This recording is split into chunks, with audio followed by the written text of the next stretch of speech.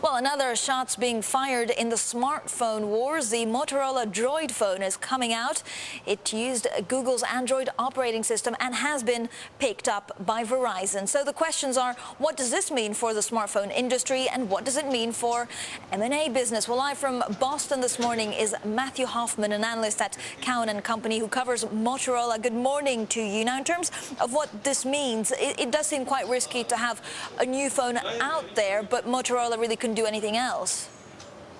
Well, Motorola went with this Android operating system because internally they didn't have the operating system that some of their competitors have, like RIM, Apple, and Palm. So they went with Google's Android OS, and I think it's proving to be a pretty good strategy for them here in the near term. So after the run-up we've seen in this stock, about 80% this year, this is the way to go to keep the stock moving higher? Well, this will be the largest launch of a smartphone in the U.S. in the fourth quarter, really one of the biggest globally. In fact, it's a compelling form factor. It's got a very large screen, a nice keypad, so that you can type emails and texts very easily. And it's got access to 11,000 apps. This is something that Verizon has not had on their network. There's been no real app store presence. So I think that this is an important product for Verizon.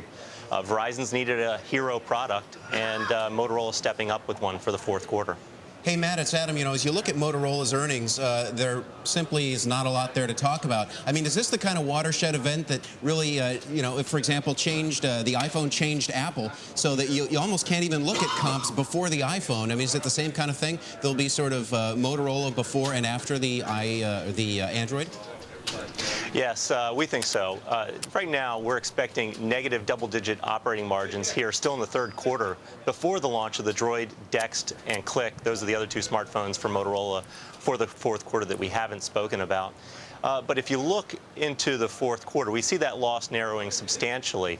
And you did point that there's no real earnings right now in the Motorola model. That's because the handset business is consuming the earnings that the other four really good businesses Motorola has are producing. So you need to get the handset business straightened out. New phones are the key to straightening out that handset business, and we're starting to see the launches here in the fourth quarter. Matthew, I wanted to ask you about M&A. We are seeing more and more activity. Are we going to see any kind of cross-border merger on this? Well, Motorola has probably been, people have been looking at Motorola as a possible partner for a while, but I think Motorola wanted to build it back up on their own. They had the capital and they had the cash flow to do it because they, again, have a great government and public safety business. They have a real good connected home business. That's a set-top box. And really what they did was they used the cash flow off of those businesses to rebuild the handset business. And it's been a 3-year process since the Razr was really hot. And now under Sanjay Jha, they're getting back on track. So Matthew, very quickly, you also cover names like Palm, you cover Research in Motion. Out of all the names you cover, which is the most likely takeover candidate? Well, we don't really speculate too much on takeovers, and there really haven't been a lot of handset takeovers historically.